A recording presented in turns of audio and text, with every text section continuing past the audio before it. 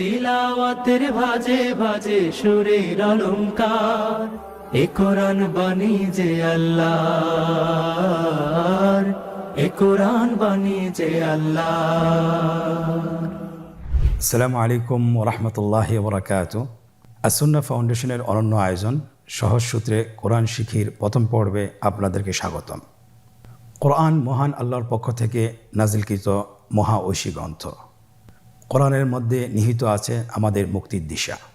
কোরআন এমন একটি গ্রন্থ যা তেলাওয়াত করলে প্রত্যেকটি হরফে হরফে নেকি লাভ হয়। কিন্তু দুঃখের বিষয় হলো আমরা অধিকাংশ মানুষই কোরআন পড়তে পারি না। যারা কোরআন পড়তে পারি তাদের কোরআন তেলাওয়াতও বিশুদ্ধ হয় না। আপনারা যেন অতি সহজে সুন্দরভাবে বিশুদ্ধভাবে কোরআন তেলাওয়াত শিখতে পারেন, সে লক্ষ্যে আসুন্নাহ ফাউন্ডেশন কোরআন পড়ার এক চমৎকার উদ্যোগ হাতে নিয়েছে। আপনারা এই আয়োজন থেকে মাত্র 27টি পর্বে কোরআন পড়া শিখতে পারবেন ইনশাআল্লাহ। কোরআন শিখার এই আয়োজনে আপনাদের সাথে আছি আমি মোহাম্মদ হোসেন, প্রাক্তন শিক্ষক, মসজিদ নববী, মদিনা মুনাওয়ারা। প্রিয় শিক্ষার্থীবৃন্দ, আল্লাহ সুবহানাহু ওয়া তাআলা কোরআন কারীমের সূরা কমারের 7 নম্বর আয়াতে ইরশাদ করেন, ওয়ালাকাদ ইয়াসসারনাল কুরআনা লিযিকরি ফাহাল মিন মুদ্দাকির। আমি কোরআনকে সহজ করে দিয়েছি উপদেশ গ্রহণ করার জন্য, অতএব তোমাদের মধ্যে কি উপদেশ গ্রহণকারী কেউ আছে? প্রিয় বন্ধুরা, কোরআন শেখার জন্য মোট 7টি সূত্র রয়েছে। আপনারা স্ক্রিনে লক্ষ্য করুন। 1 নম্বর আরবি বর্ণমালা অথবা আরবি হরফসমূহ, এর পাশাপাশি যুক্ত হরফসমূহ। আরবি বর্ণমালা বলতে আমরা যেটা বুঝি আলিফ থেকে ইয়া পর্যন্ত মোট 29টি হরফ, এবং যুক্ত বর্ণমালা। যুক্ত বর্ণমালা আমরা বলি যে শব্দ গঠনে যেভাবে অক্ষরগুলোকে যুক্ত করতে হয় সেগুলোকে যুক্ত বর্ণ বলে। কোরআন শিখার দ্বিতীয় সূত্র হরকতের ব্যবহার। হরকত বলতে আমরা কি বুঝি? এক জবর, এক জের, এক পেশকে হরকত বলে। তৃতীয় নম্বর সূত্র, স্ক্রিনে লক্ষ্য করুন, তানবিনের ব্যবহার। তানবিন কাকে বলে? 2 জবর, 2 জের, 2 পেশ। 4 নম্বর সূত্র জজমের ব্যবহার। আপনারা স্ক্রিনে দেখতে পাচ্ছেন, এটাকে জজম বলে। এই জজম এককভাবে উচ্চারিত হয় না, এই জজমটি উচ্চারণ করতে হলে পূর্বের হরকতের সহযোগিতা লাগে। 5 নম্বর সূত্র তাশদীদের ব্যবহার। আমরা যদি তাশদীদের ব্যবহার শিখতে পারি তাহলে আমরা যুক্ত বর্ণ কিভাবে উচ্চারণ করতে হয়, তাশদীদওয়ালা হরফ কিভাবে উচ্চারণ করতে হয় সেটা আমরা শিখতে পারবো। স্ক্রিনে দেখতে পাচ্ছেন, তাশদীদ বলতে আমরা কি বোঝাচ্ছি? এই চিহ্নটাকে তাশদীদ বলে। এই চিহ্নটা যদি আমরা শিখতে পারি তাহলে আমরা তাশদীদের ব্যবহার শিখে ফেলবো ইনশাআল্লাহ। কোরআন শিখার 6 নম্বর সূত্র মাদের হরফকে জানা এবং এর প্রয়োগ কিভাবে করতে হয় সেটা শেখা। আমরা জানি যে মাদের হরফ 3টি, আলিফ, ওয়াও, ইয়া। জবরের বাম পাশে খালি আলিফ, জেরের বাম পাশে জজমালা ইয়া, পেশের বাম পাশে জজমালা ওয়াও হলে এক আলিফ টেনে পড়তে হয়। এটাও আমরা ইনশাআল্লাহ শিখব। কোরআন শিখার সর্বশেষ সূত্র, সেটাকে আমরা বলি মাদ্দে লিন। লিনের ব্যবহার আমরা যদি শিখতে পারি তাহলে আমরা কোরআন পড়া শেখাটা আমাদের জন্য সহজ হবে ইনশাআল্লাহ। আপনারা স্ক্রিনে দেখতে পাচ্ছেন, লিনের হরফ 2টি, ওয়াও এবং ইয়া। ওয়াও জজম, তার আগে যদি জবর থাকে, এবং ইয়া জজম, তার আগে যদি জবর থাকে, তাহলে এটাকে লিনের হরফ বলে। আলহামদুলিল্লাহ, আমরা কোরআন পড়া শেখার 7টি সূত্র আমরা দেখলাম এবং জানলাম। আমরা যদি এই 7টি সূত্র যদি আত্মস্থ করতে পারি, শিখতে পারি, জানতে পারি, তাহলে ইনশাআল্লাহ কোরআনের যে কোনো শব্দ, যে কোনো আয়াত, যে কোনো বাক্য আমরা সহজেই বানান করে পড়তে পারবো। এবং বিশেষ করে আমরা যখন 27টি পাঠ শেষ করতে পারবো তখন ইনশাআল্লাহ আমরা পুরা কোরআন যে কোনো জায়গা থেকে আমরা বানান সহ এবং বানান ছাড়া পড়তে সক্ষম হব ইনশাআল্লাহ। চলুন আর দেরি না করে আমরা আমাদের আজকের প্রথম পাঠটি শুরু করি। সকলে আমার সাথে বলুন, রব্বি জিদনি ইলমা, রব্বি ইশরাহ লি সাদরি ওয়ায়াসসির লি আমরি ওয়াহলুল উকদাতাম মিন লিসানি ইয়াফকাহু কওলি। আলহামদুলিল্লাহ, আপনারা স্ক্রিনে দেখতে পাচ্ছেন আরবি বর্ণমালা, আরবি হরফসমূহের যে 29টি হরফ, এর মধ্যে থেকে আমরা ইনশাআল্লাহ আজকে আমরা 7টি হরফ শিখব। প্রত্যেকটি হরফ কিভাবে উচ্চারণ করতে হয়, কয় আলিফ টান রয়েছে, কি কি বৈশিষ্ট্য রয়েছে, এটা বিস্তারিত সহ আলোচনা করে আপনাদেরকে ইনশাআল্লাহ পড়াবো, এবং হরফগুলো কিভাবে লিখতে হয় সেটাও আমরা আপনাদেরকে দেখাবো। আপনারা স্ক্রিনে লক্ষ্য করুন, আলিফ হরফটি অবশ্যই আপনারা দেখতে পাচ্ছেন।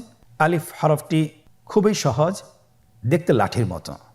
এটা লাঠি যেরকম দাঁড়িয়ে থাকে, আলিফ হরফটি সেরূপ দাঁড়িয়ে আছে, তাহলে এটাকে কি বলে? আলিফ। আমাদেরকে বলতে হবে, বলুন আলিফ। আলিফে কিন্তু কোনো টান নেই, আপনারা বুঝতে পারতেছেন। আমি যখন আলিফ বলছি এর মধ্যে কোনো টান হবে না, আলিফ। আবার বলুন আলিফ। আলিফ হরফটি মাখরাজ হলো আপনার মুখের শূন্যস্থান থেকে, গলা এবং মুখের শূন্যস্থান হতে আলিফ হরফটি উচ্চারিত হয়। আমরা সবাই বলি আলিফ। এর পরবর্তীতে আপনারা দেখতে পাচ্ছেন 3টি হরফ আমরা দেখতে পাচ্ছি আমাদের স্ক্রিনে চলে এসেছে, বা, তা, সা। আমাদের স্ক্রিনে চলে এসেছে বা হরফটি কীভাবে উচ্চারণ করবেন? বা হরফে টান হবে, এক আলিফ টান। আপনারা আমার সাথে বলুন বা। আবার বলুন বা। এর মাখরাজ হলো আপনার 2 ঠোঁটের বিজা অংশ থেকে আপনি উচ্চারণ করবেন। দেখুন স্ক্রিনে কিন্তু এটা ছবি দেখা যাচ্ছে, আপনি ছবি দেখেও বলতে পারেন এবং ছবি দেখেও আপনি নিজে অনুশীলন করতে পারেন। আপনারা আমার সাথে আবার বলুন বা। বায়ের মতো আরেকটি হরফ আমরা দেখতে পাচ্ছি তা। তায়ের উপরে 2 নোক্তা, তাহলে 2 নোক্তালা হরফটিকে কি বলে? তা হরফটি বারিক হরফ এবং এক আলিফ টেনে পড়তে হবে। আপনারা আমার সাথে বলুন তা। আবার বলুন তা। তায়ের মাখরাজ কোন জায়গা থেকে? জিহ্বার আগা সামনের উপরের 2 দাঁতের গোড়ার সঙ্গে লাগিয়ে উচ্চারিত হয়। আপনারা আমার সাথে আবার বলুন তা। মাশাআল্লাহ, আমরা সহজেই বা এবং তা চিনতে পেরেছি। পরবর্তী হরফটির নাম হলো সা। আগের 2টি হরফ, বায়ের নোক্তা ছিল নিচে এবং তায়ের নোক্তা ছিল উপরে, সেখানে ছিল 2টি নোক্তা, আর সারও 3টি নোক্তা রয়েছে, সেটা হলো তার উপরে। তাহলে 3 নোক্তাওয়ালা হরফটিকে কি বলে? সা। আবার বলুন সা। সা হরফটি বারিক মানে পাতলা করে উচ্চারণ করতে হবে। তাহলে আমরা এখন সায়ের মাখরাজ লক্ষ্য করি। সায়ের মাখরাজ কোন জায়গা থেকে? স্ক্রিনে দেখা যাচ্ছে। সা হরফটির মাখরাজ হলো উচ্চারণের স্থান জিহ্বার আগা সামনের উপরের 2 দাঁতের আগার সঙ্গে লাগিয়ে উচ্চারিত হয়। আমরা আমার সাথে আবার উচ্চারণ করুন সা। সা। আবার বলুন সা। মাশাআল্লাহ, তাহলে আমরা 4টি হরফ শেষ করে ফেললাম, সম্পন্ন করলাম। প্রথম হরফটি ছিল আলিফ এবং দ্বিতীয় 3টি হরফ দেখতে একই রকম। এই 3টি হরফ হলো বা, তা, সা। বা, তা, সা। আলহামদুলিল্লাহ, অল্প সময় আমরা 4টি হরফ চিনতে পারলাম এবং শিখে ফেললাম। পরবর্তী আরও 3টি হরফ আপনারা স্ক্রিনে দেখতে পাচ্ছেন, স্ক্রিনে চলে এসেছে। প্রথম হরফটি হলো জিম, পরের হরফটি হা, পরের হরফটি খ। আপনারা আমার সাথে বলুন জিম, হা, খ। জিম হরফটি বারিক হরফ, এটা উচ্চারণ করতে হবে 3 আলিফ টেনে। দেখুন আমি কিভাবে উচ্চারণ করছি, আপনারা আমার সাথে করুন জিম। মাশাআল্লাহ, আবার বলুন জিম। আপনারা চেষ্টা করুন, হয়ে যাবে। এর মাখরাজ হলো জিহ্বার মধ্যখান, তার বরাবর উপরের তালুর সঙ্গে লাগিয়ে উচ্চারিত হয়। আপনারা পিকচারে ছবিতে দেখতে পাচ্ছেন যে জিহ্বার মধ্যখান তার বরাবর উপরে তালুর সঙ্গে লাগিয়ে উচ্চারণ করতে হয়। আপনারা জিহ্বার মধ্যখানটা লক্ষ্য করুন এবং তার বরাবর উপরে তালুর সঙ্গে লাগান, এরপর হরফটি উচ্চারণ করুন, দেখবেন হরফটি শুদ্ধভাবে উচ্চারিত হবে। আপনারা আমার সাথে বলুন জিম।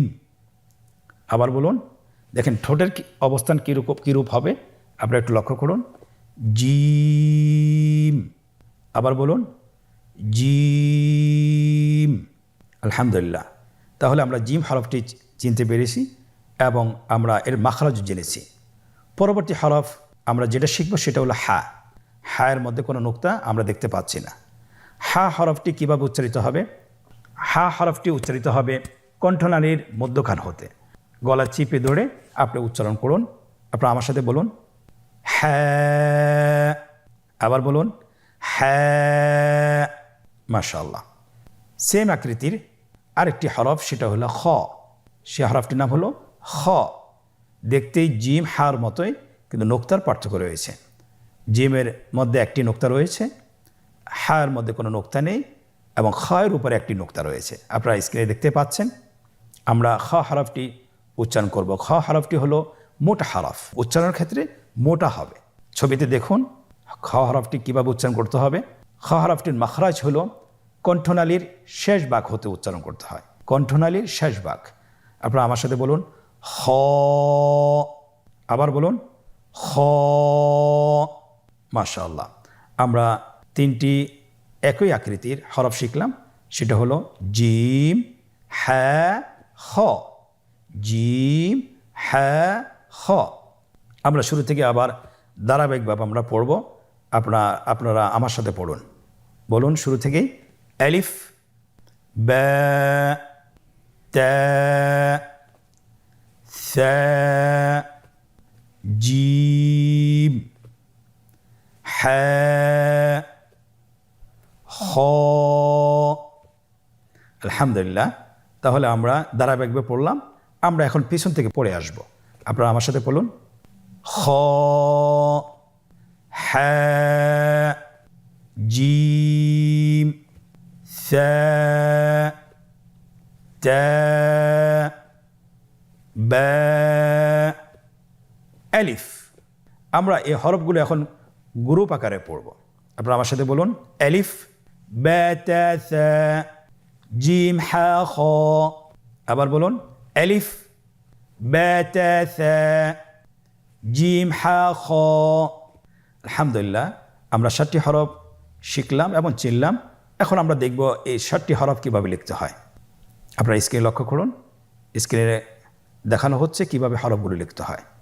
আলিফ, বা, তা, সা, জিম, হা, খ।